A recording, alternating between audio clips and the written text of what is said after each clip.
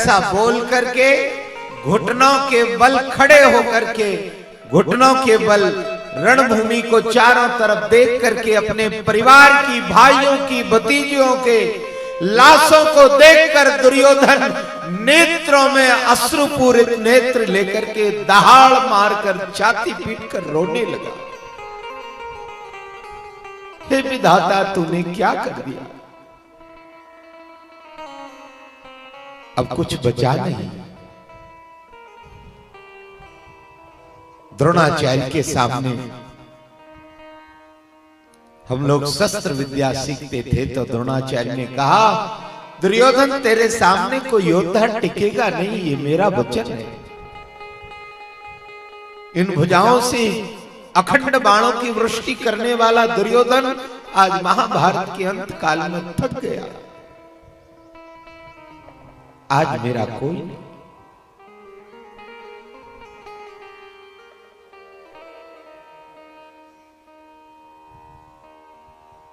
घुटने के बल रणभूमि में लेट करके जब परिवार की लाशों को देख करके रो रहा था, इतने में एक व्यक्ति आया, उसने कंधे पर हाथ रखा, सहलाया, भैया दुर्योधन रो मत, मैं तुम्हारे साथ हूं, तुम अब अकेले नहीं। तुम्हारे गुरु का पुत्र द्रोणाचार्य का बेटा अश्वत्थामा तुम्हारे पास है और मैं इतना बड़ा योद्धा आपको वचन देता हूं कि आपकी जो इच्छा होगी वो मैं पूरा करूंगा।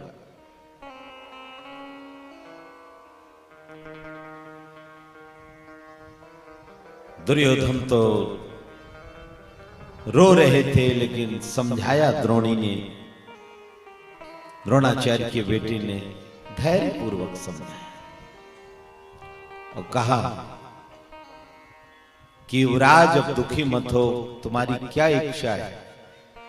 दुर्योधन ने कहा और तो कुछ नहीं, यदि तुम मेरा साथ देना चाहते हो तो मेरी एक ही इच्छा है कि जिस दिन शंखनाद हुआ था, रणभूमि पर हम खड़े हुए थे, गीता का पहला मंत्र धर्मक्षेत्रे कुरुक्षेत्रे संवेता यो योत्सवः मामकः पांडवाश्चैव किम कुरुवत संजय। तब संजय ने सारे वीरों की फोटो खींच करके और महाराज धृतराष्ट्र को बताया था, अत्र शूला महेश्वासा भीमार्जुन समायुधा। बड़े बड़े योद्धा यहां खड़े हुए हैं। द्रुपद पुत्रेण, बड़े बड़े धनुर्धर खड़े हुए हैं। उस समय मेरे सामने पांचों पांडव खड़े हुए थे और मैं 100 भाइयों के साथ खड़ा था। अश्वत्थामा, यदि इस ऋण से मुक्त होना है तो इतनी सी अपेक्षा है कि मेरे 100 भाई नष्ट हो गए।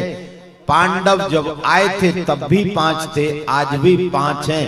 अगर एक भी मारा जाता है तो मेरे हृदय की टीस समाप्त हो जाएगी। जी हो।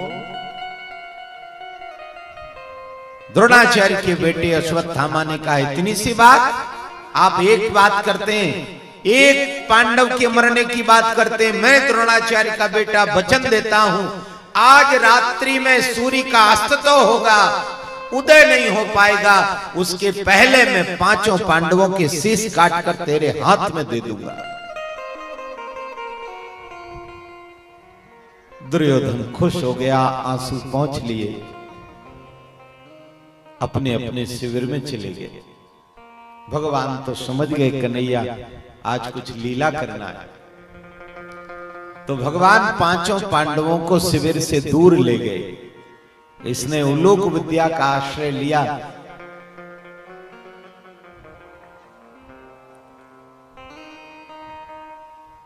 और चला गया।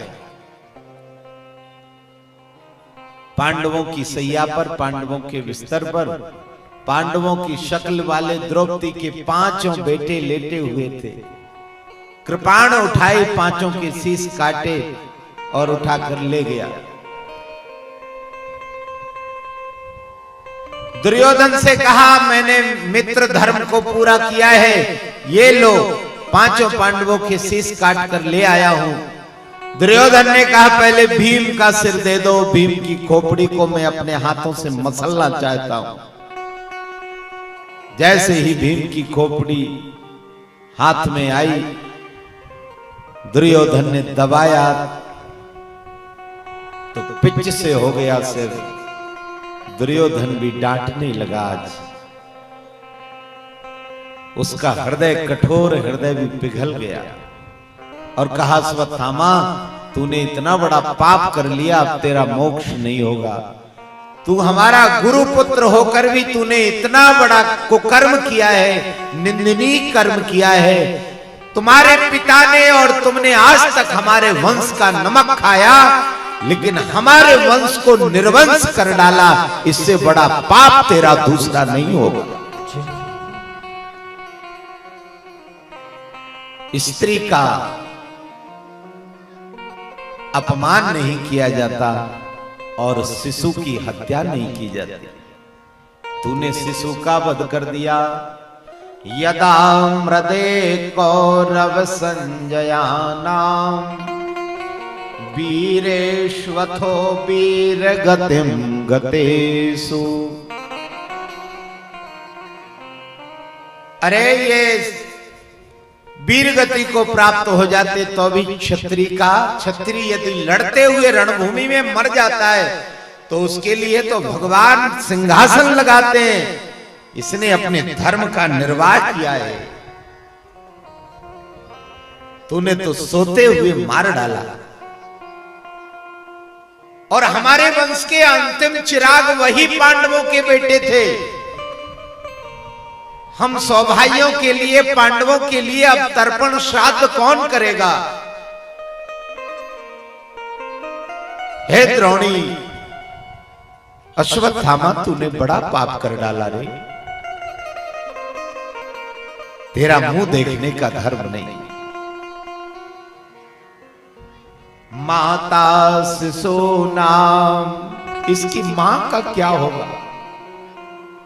परिवार वाले तो रिश्तेदार, सगे संबंधी 2, 4, 6 महीने में सब घटनाएं भूल जाते, पर एक नहीं। तूने जिस मां के 5 बेटों के शीश काटे वो तो जीते जी मर गए।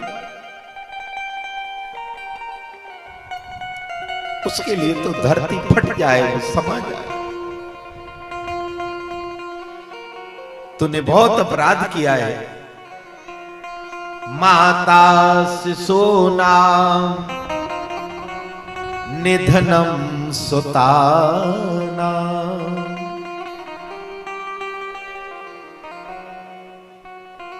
निशम्य घोरम परितप्यमाना। एक रात्रि में तूने ये क्या कर डाला? रोने लगी। माता ने, द्रौपदी ने 5 बेटों को के बिस्तर देखिए, शीश कटा हुआ, छाती पीट कर रोने लगी। मेरे किस जन्म का कौन सा अपराध था, कौन सा पाप था जो ये दिन देखना पड़ा?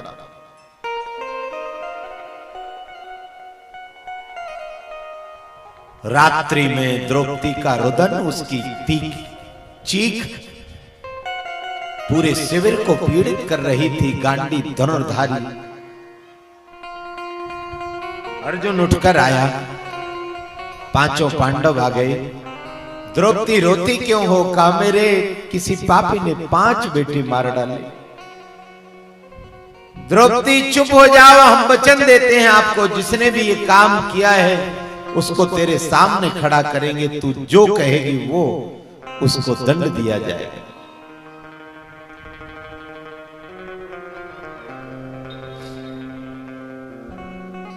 अर्जुन गए, पकड़ करके ले आए, केस पकड़े और कहा द्रौपदी बताओ, चाहो तो इसका शीश काट दूं।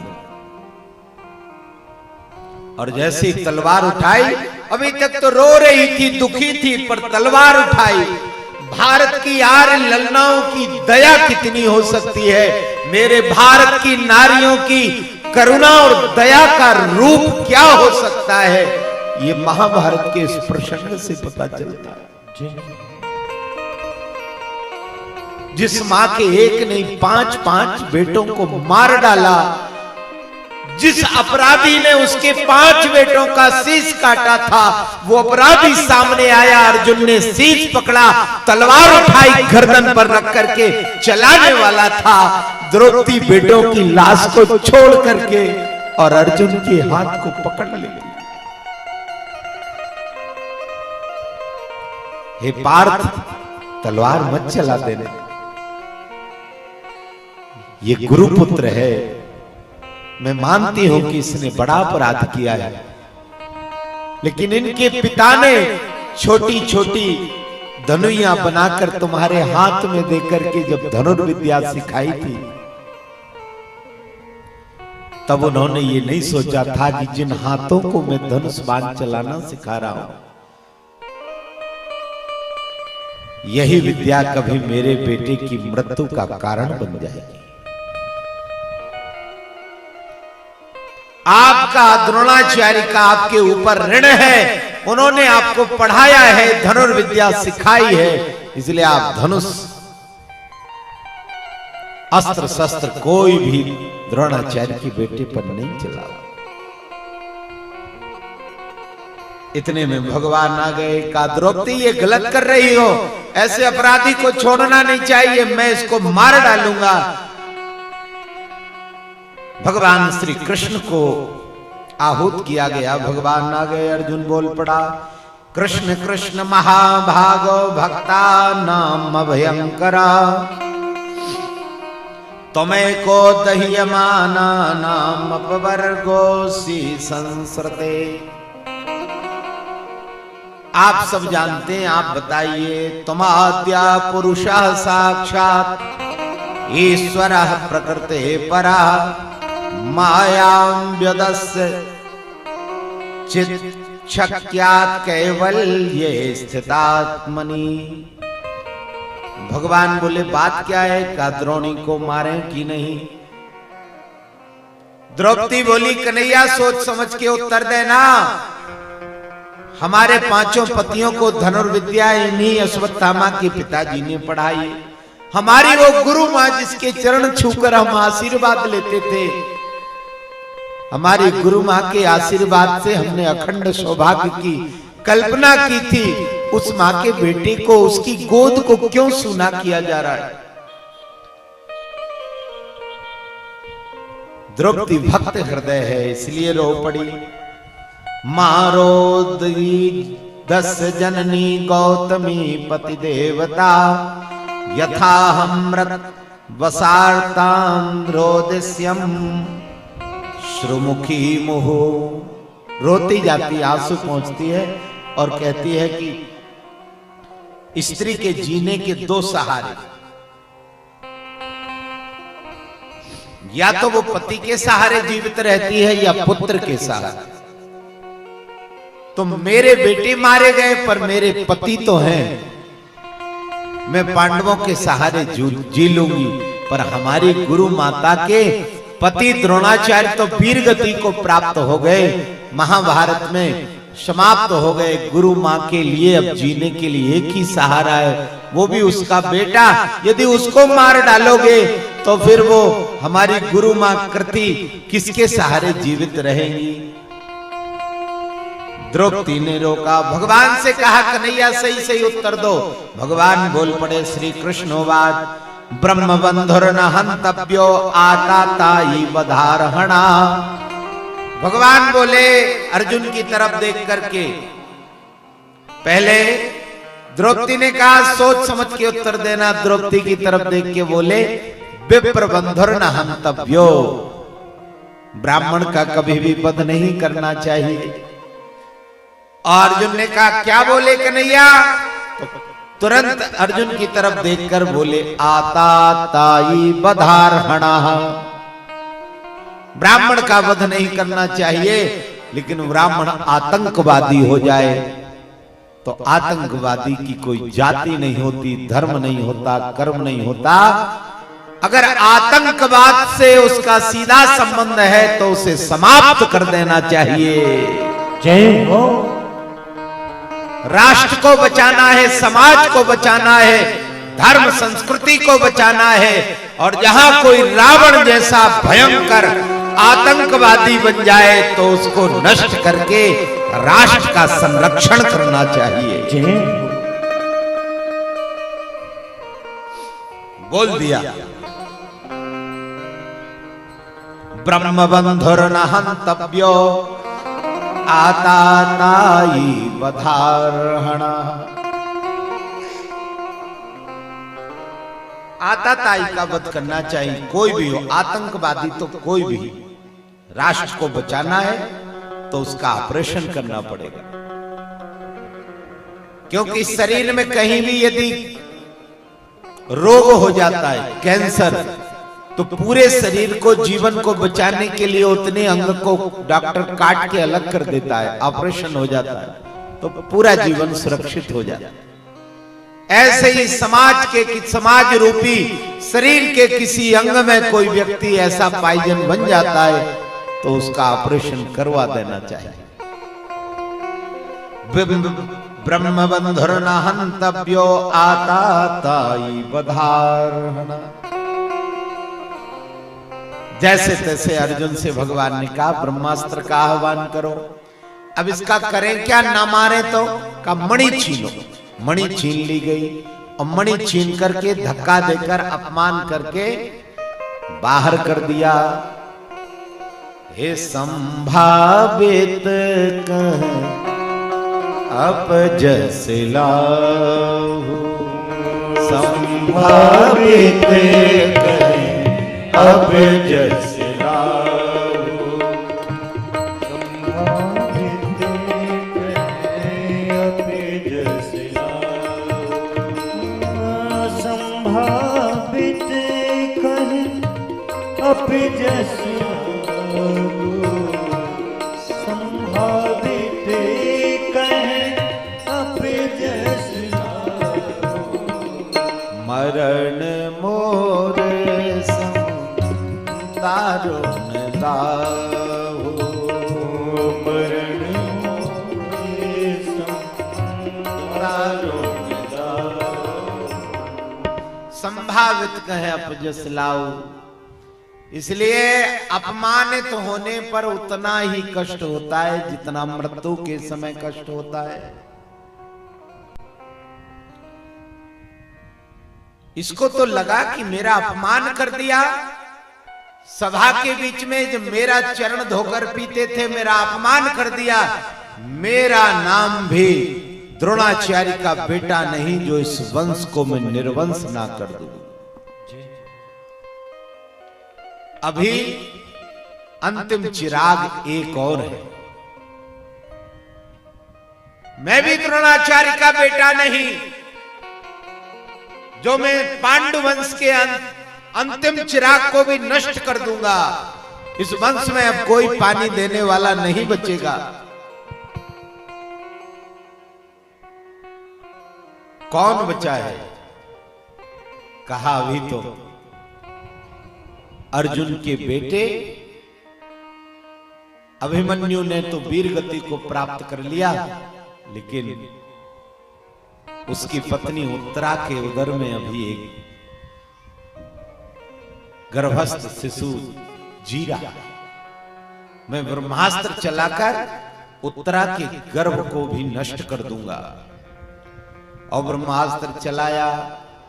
जैसे ही ब्रह्मास्त्र चलाया और भगवान द्वारिका की ओर जाने वाले थे, रथ तैयार था, भगवान बैठ करके प्रस्थान करने जा रहे थे, तब तक तो दौड़ती हुई आ गई। जैसे ब्रह्मास्त्र चला, उत्तरा चीखती रोती हुई और अब भगवान के चरणों में गिर गई। पाहि पाहि महायोगिन देव देव जगत्पते, नान्यं तद्भयं पश्येत् यत्र मृत्यु परस्परम। भगवान के चरणों में गिरी और भगवान से कहा मुझे बचा लो बचा लो। भगवान बोले क्या बात है?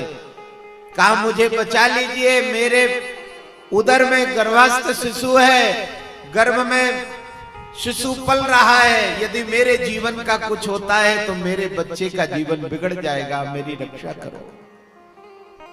भगवान बोले तो बच्चे को बचाना है कि तुझे बचाना है?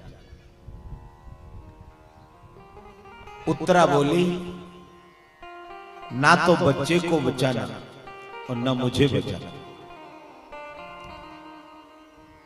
भगवान बोले उत्तरा तो फिर रोती क्यों है, मेरे पास क्यों आई है? उत्तरा ने कहा ना तो मुझे बच्चे के मरने की चिंता है और ना मुझे मेरे मरने की चिंता है, कभी ना कभी तो मरना है। अरे कल के मरने वाली अभी प्राण निकल जाए मेरे, अभी मर जाती हूं तो कोई मुझे दुख नहीं होगा। और रही बात बच्चे की, तो महाभारत में मैंने मेरा प्राण प्यारा पति निछावर कर दिया,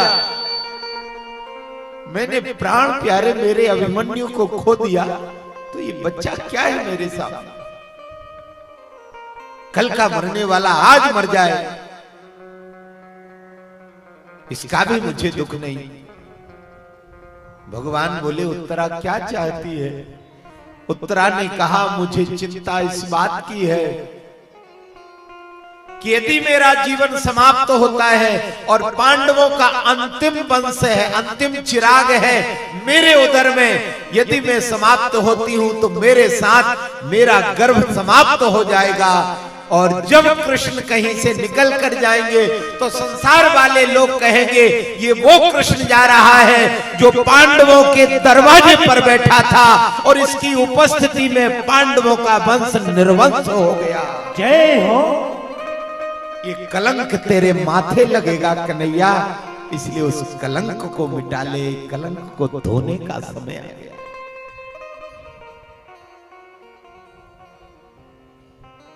मेरे प्राण नहीं, तेरे अपने माथे के कलंक को धो ले। अनन्यास चिंतयन्तो माम ये जनाः परिपाश्यते तेषां नित्याभियुक्तानां योगक्षेमं वहाम्यहम्। मां के उदर में गर्भ में जब जीव उल्टा लटका रहता है तब मलमूत्र पान करता है और भगवान से कहता है मुझे यहां से निकाल लो, जिस दिन निकल जाऊंगा हर श्वास पर वचन देता हूं आपका नाम लूंगा। हर श्वास पर ऐसी कोई श्वास नहीं जाएगी जो तेरा नाम ना लूं।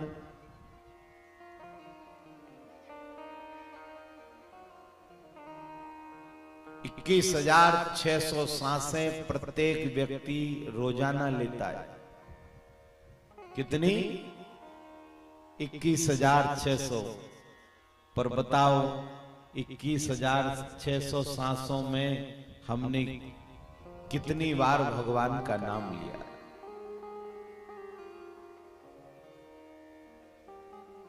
कॉल तो किया था कि धरती पर जाकर के हर श्वास पे तुझे भजेंगे, पर जितनी श्वास ले रहे हैं क्या उतने नाम भगवान के ले पा रहे हैं? ये कर्जा नहीं है ठाकुर जी का, तुमने जो प्रतिज्ञा की थी उसको पूरा करो।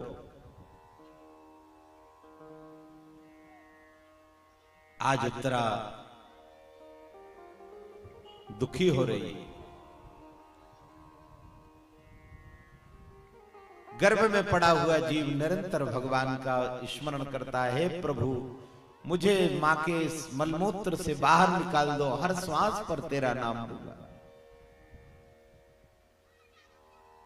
जाना तो है काया कुटिया निराली हे जमाने भर से, काया कुटिया निराली कुटिया निराली जमाने भर से।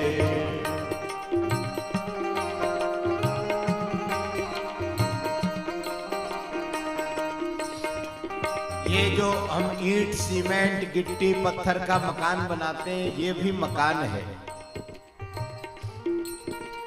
अच्छा, उस मकान में तो खिड़की दरवाजे होते हैं, इस मकान में भी क्या खिड़की दरवाजे? संतों ने कहा काया कुटिया निराली जमाने भर से, काया कुटिया निराली जमाने भर से, काया कुटिया निराली जमाने भर से। इस खिड़की में, इस कुटिया में सुंदर खिड़की, इस कुटिया में सुंदर खिड़की। इस शरीर रूपी कुटिया की खिड़की क्या है? कहा आंख, आंख बताने वाली जमाने भर से, आंख बताने वाली जमाने भर से। जैसे हम खिड़की में से झांक कर देख लेते हैं कौन आ रहा है कौन जा रहा है। कभी धूल आने लगे, मिट्टी आने लगे तो हम खिड़की बंद कर लेते हैं। ये धूल मिट्टी क्या है? कहा संसार का जो दूषित कचरा है, काम आ जाए, क्रोध आ जाए, विकार आ जाए तो खिड़की को बंद कर लो। इस कुटिया में सुंदर खिड़की, इस कुटिया में सुंदर खिड़की। आंख बताने वाली जमाने भर से, काया